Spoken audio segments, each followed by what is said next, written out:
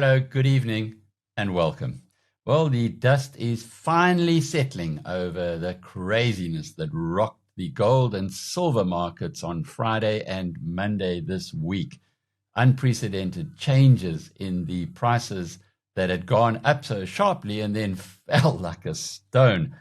We're also starting to understand, though, what really caused this volatility and indeed the crash that we saw earlier. Our mining guru, Peter Major, explains that this time round, it wasn't the Texans, Nelson Bunker Hunt and co., who made it happen, as they had in the 1980s. It was the Chinese, including a fellow by the name of Mr. Hat. I heard there was quite a few bunker hunts, and they're all in China. Okay. And it was the Chinese future exchange that increased the margin 80%. And everyone Explain is talking. that. Explain what that means. The Chinese COMEX exchange. So say you want to go long a silver bullion bar, and that bar is worth $100. And generally you have to put down 10%. That's your margin. So whatever it moves, you have to make up that move the next day. If you don't make up that move the next day, as a safety margin, they close you out immediately. Well, they decided we have to increase the margins, which is not unusual. Whenever something goes crazy, margin increases are relatively normal. They don't happen that often, but they're not abnormal. So apparently the Chinese Commodities Exchange increased margins on gold, silver, and copper by 80%, which means almost double. So if you were investing and you're managing your money, you say, I'm going to go long and I got enough for a margin call. But if the next day you're told you have to double the margin, maybe you can't make it, or maybe you don't want to make it. Doesn't matter. That panicked everybody much more than Mr. Trump's appointment for Federal Reserve, Mr. Walsh. I don't, that may have helped do it, but I think it was mainly the margin requirement, just being out of the clear blue sky. And yeah, there's a few bunker hunts. The Chinese love gambling. They love speculating. And they were the ones that were really pushing this from 90 to 100 to 110, 120. It wasn't Joe Dokes in Johannesburg and New York. It was the Chinese. And they are looking for a Mr. Hat. Apparently, Mr. Hat was taking the biggest positions, and he owes over $150 million of unpaid margin to a lot of brokers. They think Mr. Hat has left China. He'd better have left. I don't know how real Mr. Hat is, but the things I'm reading and people I'm talking to say he was probably one of the big protagonists. But that's what I believe brought it down, Alec. It may have been accelerated by Mr. Trump's appointment of Mr. Walsh, but I think it was the margin requirement increase, which is along the lines of what happened in 1980 to the Hunt brothers. Well, here's some good news for all of us. According to Donald Trump, the détente between the US and China is gathering momentum. There are going to be 2 meetings between him and his Chinese counterpart, Mr. Xi, this year. Here's our partners at Bloomberg. What did you talk about with the leader of China? About a lot of topics. We talked What's about the most important topic? Is it chips? Is it the wars in Ukraine? What is going on? I would say the economy, the relationship that we have with China. I'm going to be going there in April. Then he's coming here toward the end of the year. Coming to the White House? He's coming to the White House, toward the end of the year. We have a very good relationship. And, it's important that I have a good relationship, and for him that he has a good relationship with me. We have to have these are the 2 most powerful countries in the world.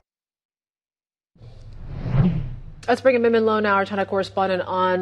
We've gotten the readouts from both sides here. Overall, how do they differ? What's the same? How are they aligned? Yeah, I would say just judging from that interview alone, it sounds like President Trump has confirmed that Xi is going to come.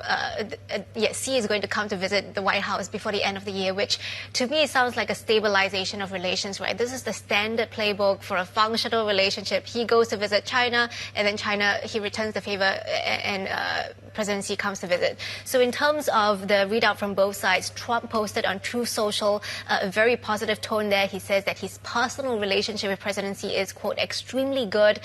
He talked about a range of issues, everything from geopolitics, Taiwan, Iran, Ukraine, to trade, right? Just now in the interview, he mentioned the economy is the number one issue for the U.S. And those agricultural pledges from China came through.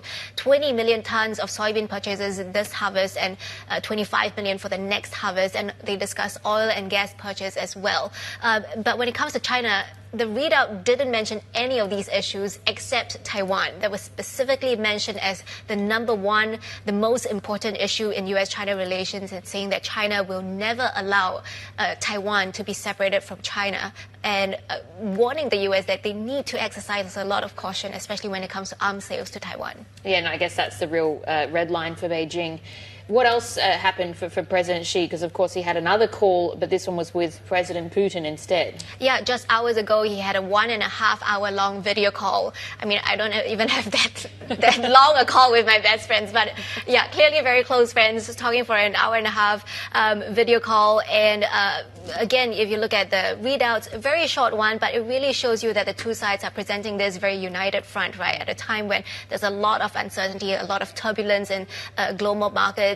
There is, the Iran crisis going on. And of course, Russia and China are both aligned in seeing Iran as this linchpin in the Middle East to counterbalance against the U.S. So no surprise that they also had a very long call just ahead of that call with President Trump to align their stance on how to deal with the U.S. And China also committing to continue to open up its economy to Russia as well. The hemorrhaging of young talent from South Africa to the rich north is, well, something that we've got used to. It's not just us. It happens elsewhere in SADC, Australia, New Zealand, and other countries as well, where the young people go abroad, go to rich countries to, well, learn a little, and then, most cases, bring home some capital and their experience and, thankfully, their talent. But for South Africans, there are blockages that need not be there. And this was the topic of conversation between my colleague Linda van Tilburg and immigration tax specialist William Lowe of Sable. The problem is that the way SARS and the Reserve Bank have structured their systems, it's basically forcing people or individuals who leave the country to actually consider liquidating everything because it becomes too painful going forward to work with the two departments and leave assets behind. Which is a big problem, and I think it'll damage the economy. Can you take us through the steps that somebody needs to take if they are immigrating? So the first thing you need to look at is you need to tax immigrate out of South Africa, which is the application with SARS, where you tell SARS, I've left on X date. These are the assets when I've left. I pay my exit tax. I then get a letter from SARS confirming that I'm a non-tax resident, which will then change that SARS is aware that they've got limited taxing rights from my worldwide income streams and assets to my South African sourced income streams and assets. So that's all fine. One of the complications with SARS, however, is that they don't fully understand the difference between tax immigration via ordinary residence, physical presence, or the double taxation agreement. They seem to think that all of them are once-off effects, which is not the case. Each one has their own aspect in the law. And a double taxation agreement is only applicable where South Africa would see you as tax resident under local legislation, as well as the other country sees you as tax resident under their legislation. And then the governments have agreed to say, although we each see them as tax resident, we will now decide who's going to be the tax dominant country, and the other one defaults to a non-resident, so it's easier to manage your tax affairs. So for somebody who relies on the double taxation agreement, they have to evaluate annually whether their tax status has changed from or to South Africa, and it can change year on year by a simple decision, which, you don't forecast, and then suddenly you find that you've changed your tax status without intention with all its effects. And that's a big problem from the SARS side. The Reserve Bank, in their opinion, have decided that although they're meant to be controlling foreign exchange for South African residents under Home Affairs, that they are bringing in the tax terms into play. So basically what they say is that if you have a South African ID and living in South Africa, you exchange control resident. If you have a foreign passport but are living in South Africa and have residency to stay in South Africa, then we'll see you as a resident and allow you to utilize the same banking system. But now they've added extra complexity to say that if you've tax immigrated out of South Africa, even if you're a South African ID holder, we will see you as a non-resident for exchange control, which basically means you have to convert all your bank accounts to non-resident bank accounts. You lose access to certain allowances, and it gets very confusing. Now, the biggest problem with this aspect is that if you tax immigrate under the double taxation agreement, under local laws, you're still a tax resident, but SARS says that you're a non-tax resident, which means the bank is going to change you to a non-resident, restrict your allowances, while you still have intention to stay in South Africa and still have a lot of assets in South Africa, which makes life very difficult. Michelle's a mom who traded in her Fiat 500 for this beast right here. But why the momentous move, huh? I needed something bigger to keep up with my growing son and his many sports bags. When you traded in your car with We Buy Cars, was it an easy conversion? I see what you did there. The process was just so easy. I was given a tablet, had to sign, and that was it. Basically, We Buy Cars is no mess, no... Okay, it was nice chatting. We Buy Cars, the easiest way to sell your car by far.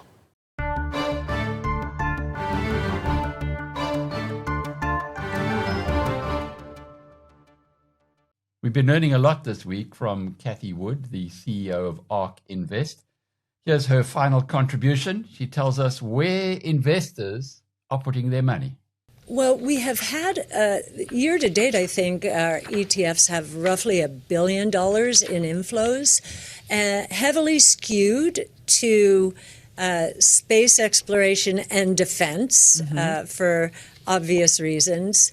And then autonomous technology and robotics. I think that autonomous taxis and drones, very big parts of that fund as well. And then our flagship strategy is also starting to inflow. It had been held down by the multi-omics theme. So this is what we used to call the genomic revolution. And it was a very difficult space, even though the innovation was taking place. The investment markets were not interested in it for a couple of reasons. One, lots of investment necessary, therefore not very high, if any, cash flows, and the cash cushions needed to be built up. We think they've done a lot in the last few years to become more efficient. And so we're beginning to see outperformance from that space as well, because now many people are beginning to understand we're seeing cures to disease. We're seeing early diagnosis thanks to AI and sequencing technologies. Just 30 seconds, though. What's your best idea, you think, for 2026 at this point? And I know there's a lot in your research, but is there a best idea or narrative? Just quickly, if you could. So the top 3 stocks in our flagship are Tesla. We think it has miles to go. We do take profits from time to time, but it could break out here in a big way as more and more analysts do their homework on robo-taxis. CRISPR Therapeutics has moved into the second position. That company is curing sickle cell disease and beta thalassemia and has its eyes set on not just rare diseases, but curing the bad cholesterol problem, especially for those who have hereditary issues in that realm. That could be an enormous market, and I don't think anyone is doing the modeling work there the way we are. Thank you for joining us for the briefing. We'll be back again on Monday. Cheerio.